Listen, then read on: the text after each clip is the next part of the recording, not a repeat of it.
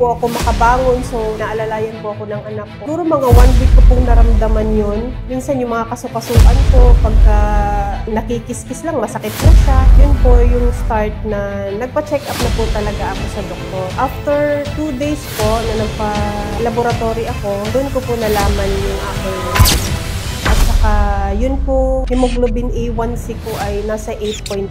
Ang normal po nun ay 4.8 to 6.5 lang. So, lumagpas ako.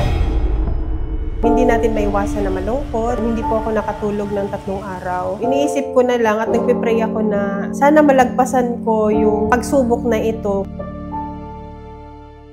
Ako po si Irie Anunciado, 45 years old from Santa Rosa, Laguna. Isang insurance agent. Ako naman po ay active na tao. Client ko po talaga ay Manila. Pagdating ko sa pinupuntahan ko, doon lang ako nagigising na hindi naman po ako dating ganon. Pagising ko, parang pagod yung katawan ko na wala pa akong sinisimulan na trabaho. Minsan, yung mga reports ko sa isang araw, dapat natapos ko na deadline na. Hindi ko pa natapos kasi madali akong antukin. Meron po akong mga appointment sa client. Kumakain kami, coffee kami sa Starbucks. So without thinking and without knowing na hindi ko nare-realize na yung lahat ng mga nai-intake ko sa katawan ko ay meron na pong sugar. First time ko pong naramdaman talaga na hindi po ako makabangon. So naalalayan po ako ng anak ko. Siguro mga 1 week ko pong naramdaman yun. So doon po ako na alarma na ano ba yung naramdaman ko? Hindi ba to dahil nasa 40s na ako? So para po maliwanagan ako, yung husband ko nag-request na magpa-check up ka na. Baka kung yung mataas sa'yo kasi minsan yung mga kasukasuan ko pagka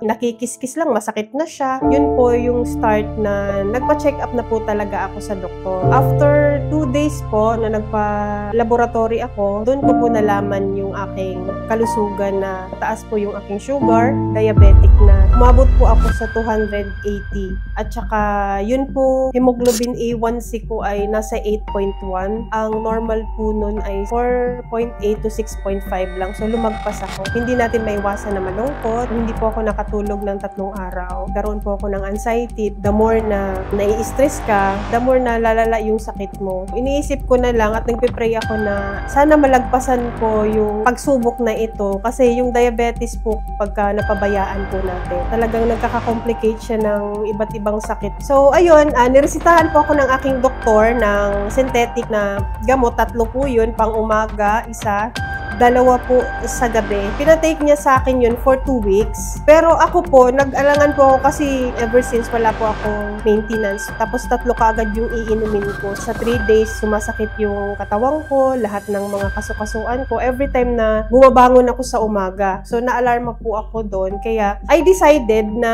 itigil muna yung mga gamot na binigay sa akin ng doktor na hindi po alam ng doktor. Kami po kasing mag-asawa ay open po kami lahat sa herbal. As much as possible, ayaw po namin umiinom ng mga synthetic drugs ever since po. Until such time na dumating nga po itong disease sa akin. Nauna pong nakilala ni husband ang Salveo Barley through Facebook. Yun po, nag-start kaming uminom kasi gusto ko naman talagang gumaling. Siyempre, 45 pa lang tayo. Gusto nating umabot pa sa senior. So, ang iniinom ko po na Salveo ay yung nasa jar. Ang ginawa ko po, sa Salveo, ginawa ko siyang tubig na. So, 3 times in a day, nagfa 5 scoops po ko sa isang baso. Yun po, iniinom ko siya ng bago kumain sa umaga, sa tanghali, at saka bago matulog sa gabi. Naramdaman ko po nung umiinom na ako noon, sa gabi pala maganda yung tulog ko at pag gumigising ako, wala na po yung mga nararamdaman kong mga sakit sa kasukasuan kasi every time po na umaga, nagja-jogging po ako. Yun po yung ina-add up ko po dun sa routine ko and everyday para pagpapawisan ako kasi yun po yung advice sa akin ng doktor ko. So, nung bumalik ako after 2 weeks sa doktor, hindi ko po sinabi sa kanya na